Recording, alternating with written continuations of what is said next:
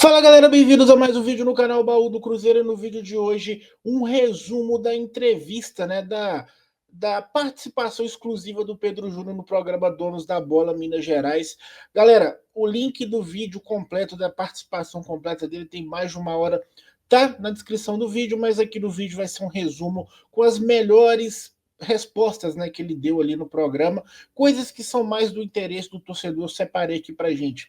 Ele fala sobre contratações, ele fala sobre recuperação judicial, sobre aporte, sobre renovação, enfim, ele abriu o jogo. E a primeira pergunta que eu separei aqui é sobre o Cruzeiro ser sustentável um dia. É possível, não é possível? Bom, antes de eu dar o play aqui no vídeo e reagir a essa declaração dele, se inscreva no canal, ativa o sininho, porque aqui tem Cruzeiro todos os dias, beleza? Então bora acompanhar o que Pedro Júnior tem a dizer aí sobre o Cruzeiro ser ou não um clube sustentável aí nos próximos anos, beleza? A gente tem um planejamento, quando a gente assumiu o clube, de um Cruzeiro autossustentável. Então esse autossustentável, ele está nesse planejamento entre 6 e 8 anos. É um planejamento de aportes financeiros em certos períodos, mas que a partir do terceiro e quarto ano o Cruzeiro tenha uma visão do futuro mais clara. Então a gente sabia desde o início que a gente fez a aquisição que a gente deveria fazer um aporte financeiro mais alto. Isso já estava tudo programado, tudo bem escalonado, e que no terceiro a quarto ano esses aportes eles iam diminuindo para ser no quinto ano diminuindo mais, no sexto, no sétimo, no oitavo ano a gente tem uma previsão do Cruzeiro ser autossustentável. Como seria um autossustentável um clube de futebol? Ter mais patrocínio, disputar as principais competições, sempre figurar em finais de campeonatos, automaticamente venda de atletas, venda de ativos, formação. Bom, galera, aqui ele fala que o planejamento do Cruzeiro é ser sustentável em até 8 anos e falou um pouco como que ele pretende fazer isso, né? Claro que até lá o Cruzeiro ainda vai depender de aportes do Pedro Lourenço, e isso vai de encontro com algumas outras coisas que ele vai falar aqui no vídeo também, tá? O HG até perguntou para ele se de alguma forma eles ficaram surpresos aí o com a dívida do Cruzeiro, se teve alguma coisa que ele não sabia, que ficou sabendo só depois, tipo assim, se teve alguma dívida ali na gaveta que só depois que o Pedro entrou no negócio que ele viu que era uma coisa muito maior do que ele imaginava. E o Pedrinho Júnior comentou sobre isso também. Bora ver aqui. A gente encontrou um Cruzeiro muito palpável, né? As contas todas claras, não tivemos nenhuma gaveta obscura. O Ronaldo fez uma gestão espetacular no Cruzeiro, de reestruturação, na parte econômica, na parte estrutural. Então, é de se deixar registrado isso, que o trabalho que a equipe dele fez foi muito importante. Só que para ele dar um passo a mais, ele não tinha essa perspectiva de dar um passo a mais, que aí foi oferecido para nossa família, para a gente assumir o clube. Então, desde o primeiro dia das negociações, a gente sempre teve todas as contas do clube às claras. Então, quando a gente já comprou, a gente já sabia o que a gente queria. Então, a gente quer subir um pouco o nível, quer trazer alguns jogadores com respaldo de mídia, os jogadores mais tarimbados, para a gente elevar um pouco o nível, para a gente equalizar um pouco, trazer esse torcedor de volta ao estádio, trazer alegria no sorriso do torcedor, e é isso que foi feito. Então esses aportes eles foram previsionados, a gente não fala em valor, mas a gente fala em previsões. Então a gente tinha essas previsões, e todas essas previsões que a gente fez antes, elas se concretizaram, não foi nem a mais nem a menos, foi dentro de um orçamento que a gente já tinha. Então a gente hoje está muito feliz que o nosso planejamento ele está se mantendo, ele está crescendo e ele tá nas mãos. Galera, aqui dá para cravar, né, que o grande legado aí da gestão do Ronaldo no Cruzeiro é de fato a recuperação judicial. Entregou o Cruzeiro ali bem às claras para o Pedro Lourenço só colocar o dinheiro ali, fazer o negócio rodar, coisa que o Ronaldo não tinha capacidade de fazer por uma questão financeira, né? O Pedrinho tem muito mais dinheiro que ele. Mas ele recebeu, diferente do Ronaldo, né, que se surpreendeu com várias dívidas ali, ele entregou o Cruzeiro 100% às claras ali, possibilitando um trabalho mais tranquilo por parte do Pedro Lourenço. E por falar em dívida, né, ele também falou sobre recuperação judicial, como que está sendo pago, e assim, como que é feito esse planejamento durante o ano de 2025, principalmente? Vamos dar uma conferida também. Alguns aportes para esse ano, porque a gente tem que fazer um aporte para pagamento da RJ. Então, esses aportes são pré-definidos. Valor a gente você não fala. Não, valor, porque a gente tem uns aportes para fazer da RJ, que a gente paga ela 2 vezes por ano. Então, no primeiro semestre e no segundo semestre. Então, esses aportes já estão programados para a gente fazer o pagamento da RJ. E os aportes para o futebol, eles já estão pré-estabelecidos. Galera, aqui tira a dúvida de muita gente, né? O Cruzeiro tá pagando a RJ normal durante o ano ali, só esse ano são 2 pagamentos, né?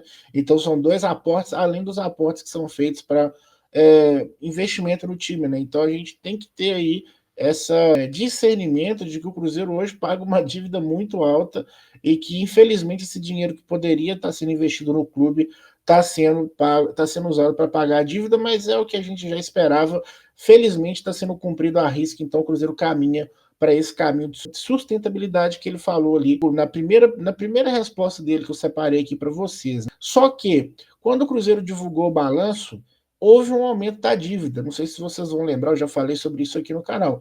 Mas o Pedro Júnior, né? O Pedrinho Júnior também falou sobre isso e nada melhor do que a pessoa que está lá dentro explicar isso aí para vocês. Vamos lá. Os investimentos que fizemos nas últimas 2 janelas, né? Então foram investimentos consideráveis que fez aumentar a nossa dívida, as reformas que fizemos dentro do CT, que também foram reformas importantes, mas a gente considera esses investimentos ele está como aumento de dívida, mas a gente considera como investimento no clube, então isso não nos preocupa porque já era tudo provisionado, já estava tudo escalonado.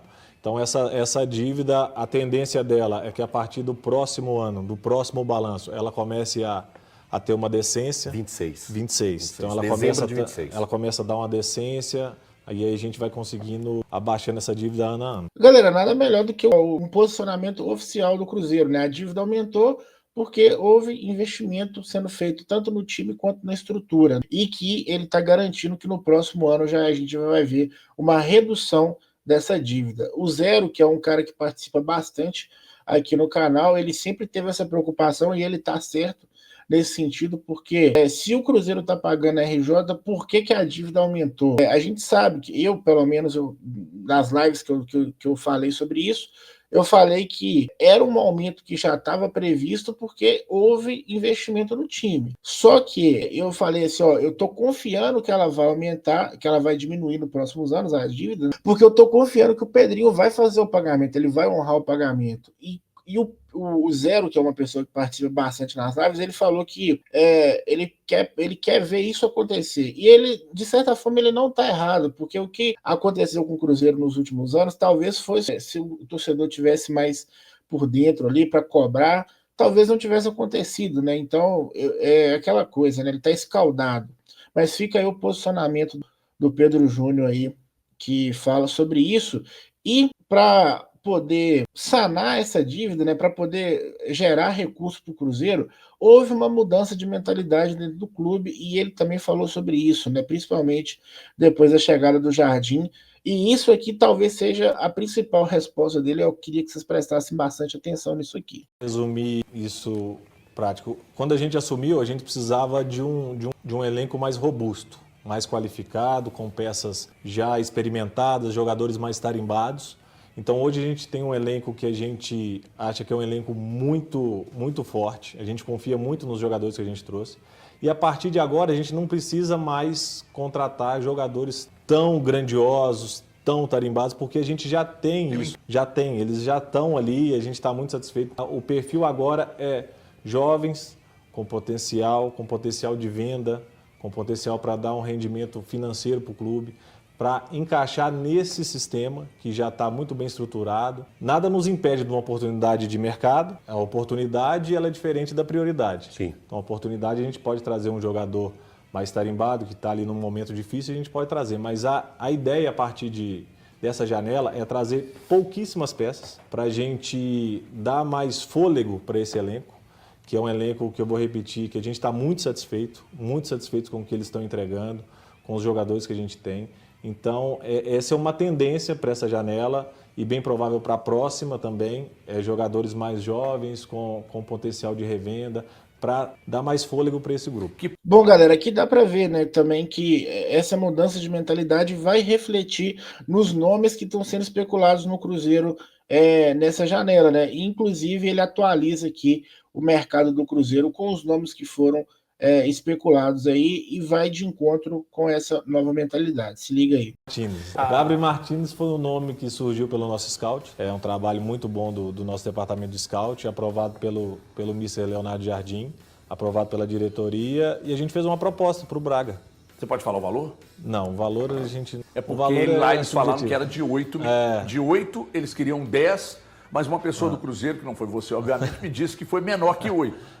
Posso falar que foi menor que 8. Nós fizemos uma proposta por esse atleta diretamente ao Braga, sim, ao seu presidente, dentro das condições financeiras que a gente tem hoje para fazer esse tipo de contratação. E ela não foi aceita. E tudo tranquilo, normal, é o mercado. O Braga acha que o jogador vale X, a gente acha que vale Y. Não chegamos num acordo e já estamos em busca de outro atleta, já das mesmas características, com a mesma função. Com o Gabriel Martins não andou? Não andou. Teve um negócio feito, ou pelo menos iniciado com o Medina, zagueiro? O Brian Medina foi um nome que a gente surgiu no nosso scout, mas não chegamos a fazer nenhuma proposta, nenhum contato. Foi um nome que surgiu pelo nosso scout. Um nome que nos agrada, mas que ainda estamos observando o atleta mais, a gente precisa de mais detalhes sobre o atleta para a gente, enfim, tentar fazer uma proposta. Então, até o momento, proposta oficial que o Cruzeiro fez só pelo Gabriel Martins? Só pelo Gabriel Martins. Essa é só sondagem? Só sondagem. Legal. E em cima dos nomes ainda, desculpa, Valu, Não, tá em casa. O Vitor Gabriel e o Valentim Gomes, o Cruzeiro ainda tem interesse, estão descartados. O Vitor Gabriel do Internacional, o Valentim Gomes do Vélez. O Valentim está descartado porque a gente fez uma sondagem ao Vélez, uma tentativa do empréstimo do atleta. O Vélez só quer a venda, então o Valentim é descartado hoje no nosso scout. E o Vitor Gabriel é um jogador interessante, um jogador que tem muito mercado, muito potencial, mas que o Inter quer contar com ele na próxima temporada e aí depende mais do Inter do que do Cruzeiro. Nós temos interesse no Vitor Gabriel, mas como vários clubes também têm, é um jogador que está sendo observado, mas em nenhum momento a gente fez proposta, nada, a gente fez uma consulta ao Inter e o Inter não tem interesse de vender o atleta. Bom, galera, aqui dá para ver também, né, sobre os nomes que foram especulados. Ele bota aí uma pá de cal ali sobre o Gabriel Martins, não vem, né, o Cruzeiro não vai melhorar a proposta. O Vitor Gabriel depende do Inter, né, mas é difícil também.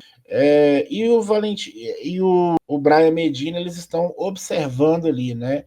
Então, o que teve de proposta oficial foi só o Gabriel, ele falou, e agora o Cruzeiro vai partir para outro jogador depois dessa recusa, né? Bom, se o Cruzeiro não está contratando, o Cruzeiro está se movimentando para renovar com alguns atletas, né? Inclusive o Matheus Pereira é prioridade do Cruzeiro também, e ele também falou sobre isso. No Matheus Pereira, o Matheus ainda tem contrato com a gente até meio do ano que vem. Nós já estamos conversando com os seus representantes. A gente vem conversando. A prioridade nossa é de renovação do Matheus Pereira. É um jogador muito identificado com o clube, é um jogador de um profissionalismo exemplar. Então, nós temos como prioridade a renovação do Matheus Pereira. Não é uma negociação fácil, mas a gente já vem conversando com os seus representantes. Por que não é fácil? Não, porque envolve vários fatores, né?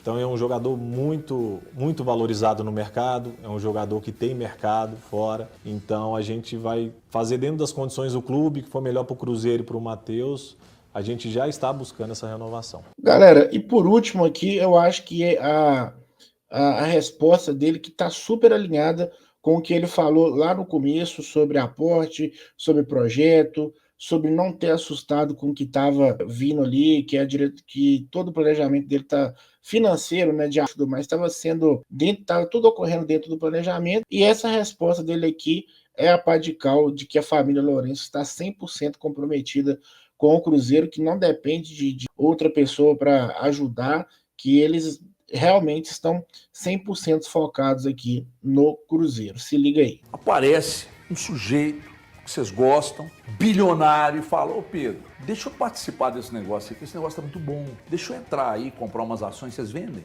Nós agradecemos ele muito de coração, mas a princípio não. É isso aí, galera. Eu separei as melhores respostas aqui. Espero que vocês tenham gostado. Para quem não tem tempo de assistir tudo, eu compilei o que é mais importante, o que vocês precisam de fato saber, mas não deixe de prestigiar ali a entrevista completa. Eles falam sobre várias outras coisas também que eu acho que, se você tiver um tempinho para ver, vale a pena conferir, tá? Vou deixar o link aqui na descrição. Obrigado à Band por ter... Fizeram boas perguntas para o Pedro Júnior. Ele, cara, me surpreendeu bastante. Ele é um cara que fala muito bem. Eu vejo como de uma maneira muito positiva que o Pedrinho saia um pouco dos holofotes e passe essa bandeira para o Pedro Júnior, até porque ele parece ser um cara que tem mais facilidade para falar nas câmeras. Quem assistir a entrevista completa vai ver que ele é apertado a todo momento e ele consegue sair muito bem das perguntas mais delicadas, né? E talvez o Pedrinho trouxesse um pouco de turbulência para um momento de tranquilidade, é tudo que a gente não precisava, né? Não que o Pedrinho não possa falar pelo Cruzeiro, ele é o dono do clube, mas a gente está falando de um cara que parece, o Pedro parece ser um cara que está se preparando para assumir cada vez mais responsabilidade dentro do Cruzeiro, com uma postura muito bacana. Eu gostei muito da entrevista completa e recomendo. Galera, não se esquece de se inscrever no canal, ativar o sininho, deixar o like no vídeo, deixar o hype aí. Um abraço e até a próxima.